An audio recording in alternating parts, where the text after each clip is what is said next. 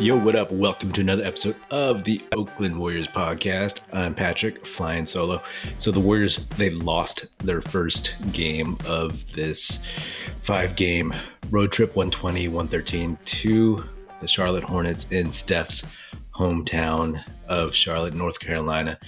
And I think that's 3-4 times in a row that they've lost in Charlotte. It sucks because this was the first game, and there's a back-to-back. There's a game on Sunday in Detroit against the Pistons. And in this one, Steve Kerr played the starters a good amount of time. Steph played 39 minutes, of course, in overtime. Clay played 32. Draymond played 35 before fouling out. And it felt like this was the game to get in case he wanted to rest the starters, the vets in Detroit, and let the young guys get some run there. And, the Warriors didn't play good for most of this game. They didn't play well at all. Their defense was porous. They didn't shoot well. Steph and Clay, they shot a combined 4 for 20 from 3. And it's just tough. It's tough when both of them are cold. We know that Clay has been not shooting too well so far this season. He, in particular, was 1 for 7 from 3. And in overtime, he clanked a couple of big threes. And, that hurts, but it is what it is. Hopefully, as time goes, as these games go by, Clay starts digging out of it a little bit. He was only 5 for 14 overall and 4 boards, 3 assists, just 11 points. Draymond, that's a bright spot. He played really, really well. He and Steph in the fourth, and gave them a chance to win, a really good chance to win, actually, with Draymond diving to the basket. There were a couple of those old school 4-on-3s when the Hornets would double Steph off of a high screen, and Draymond did pretty well with those, putting a few of those in the basket and then dropping a bounce pass to Wiggins in the dunker spot. And that's when I thought it was, done. That's when I thought that the team was just going to close out. It felt like one of those games that it was a lull against a lesser team, but when the Warriors needed to flip the switch, they would. And they did, but it just wasn't enough in the end. On top of that, Jordan Poole tweaked his ankle. So if Kerr was planning on resting the vets and playing the young guys in Detroit on Sunday, I wonder if not having Jordan Poole, I'm assuming they're going to be cautious if it was like a reasonable tweak and maybe not play him. But, that would put them down another guy. So we'll see. James Wiseman and Jonathan Kuminga, 2 of my favorite guys to talk about. They both had bad games. They played 8 minutes combined. Wiseman played 5. Kuminga played 3. And Wiseman instantly got into foul trouble. He had 3 bad fouls. And, saw something that we saw a lot his rookie year when Nick Richards, the big 7 foot, 240, 260 pound center, backup center for the Hornets, got in there.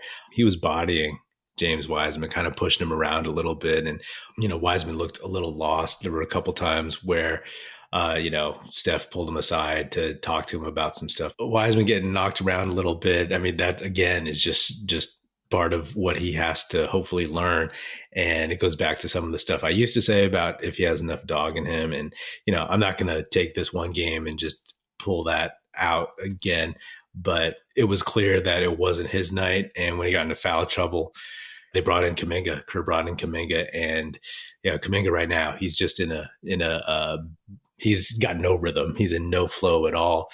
So when he's out there and he gets the ball in his hands, he just doesn't really have too much going on. He missed a dunk after that. That was the end of the first quarter, and Kerr brought in Looney, and he just went with Looney and went small. Looney and JaMychal Green, or went small to get back into the game. It is what it is. It's kind of a meh game. Kind of felt like that in general, like that energy that they brought at home against the Miami Heat. That was non-existent in this one until they started just making a comeback. Shout out to Jordan Poole. That's exactly why he got paid when the Warriors weren't doing anything. He just kind of made it a point to get to the basket, force the issue, hit some big threes, hit some really, really nice, crazy layups and everything. And again, that's a luxury to have. It's, again, just tough. The Hornets were coming off a pretty embarrassing loss to the Orlando Magic.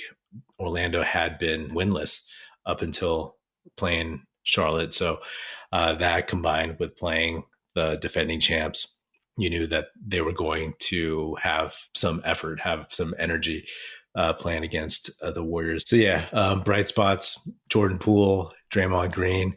Draymond just defensively, he looked great out there too. Made some big plays in the fourth quarter to put the Warriors in a position to win, and was converting on the offensive end. He was 6 for 9, missed 1 3-pointer, missed 2 big free throws, which was kind of surprising because honestly, like, even though he's not the best shooter or free throw shooter, he's usually pretty clutch at the end of games when it comes down to it. When he needs to put those free throws down, he usually does.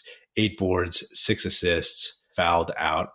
My buddy Aram in Toronto texted me. He's like, well, I guess those Haka Shack on Mason Plumlee fouls in the fourth that Kerr took, those came back to haunt the Warriors because Draymond fouled out.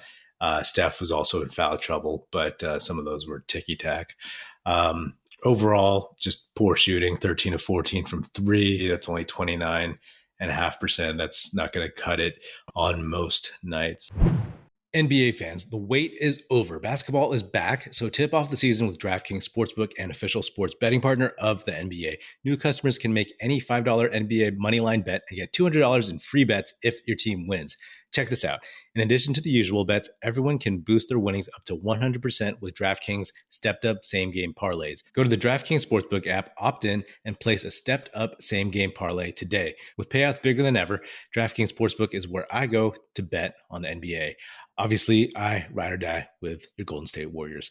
Download the DraftKings Sportsbook app now. Use promo code TBPN. Make any $5 bet this week and get $200 in free bets if your team wins. Only at DraftKings Sportsbook with promo code TBPN. Minimum age and eligibility restrictions apply. See show notes for details. Also, a couple funny things, like Kelly Oubre seemed to be really, really like into this game. Playing against his old team, he played 38 minutes, shot 7 for 18, 3 for 7 from 3, 18 points. He had some chatter for Wiggins coming after Poole. 2 guys he used to play with who both got their contract extensions. Whereas, if you recall, a couple years ago, Kelly Oubre didn't want to come off the bench, and he also saw himself as a $25 million per year player. That, of course, didn't pan out.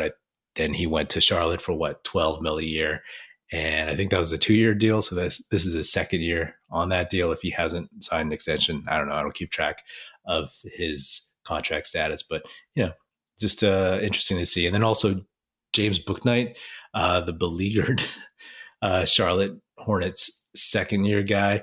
He's a guy that I talked about before the 21 draft because he was somebody that the Warriors were looking at, and he's had some weird issues. Got arrested for a DUI recently, and got kicked out of a UConn game, his alma mater, during the season last year. But he's finally cracked the rotation this year, I guess, with LaMelo Ball injured. But he played 15 minutes, 0 for 5, 0 for 4, 0 points. So I'm glad the Warriors didn't pick him. I'm glad they got Jonathan Kuminga. And I'm glad they picked up Moses Moody. And the thing about Bouknight is, I used to think about him compared to Poole, and both like these kind of 6'4" scoring guards who can handle and everything. But, Poole obviously has it in him to improve and work on his game. James Bouknight, I'm not so sure, So glad he's not on the team, and it would just be kind of duplication. And right now we're seeing Moses Moody. As predicted, he's the guy out of the 3 lottery picks who's most trusted. He ain't perfect, but he plays hard, does a lot of good things, and is really, really heady dude out there. 14 minutes, 3 for 6, 2 for 4 from 3. One of those was a really big 3-pointer. 8 points, 3 boards.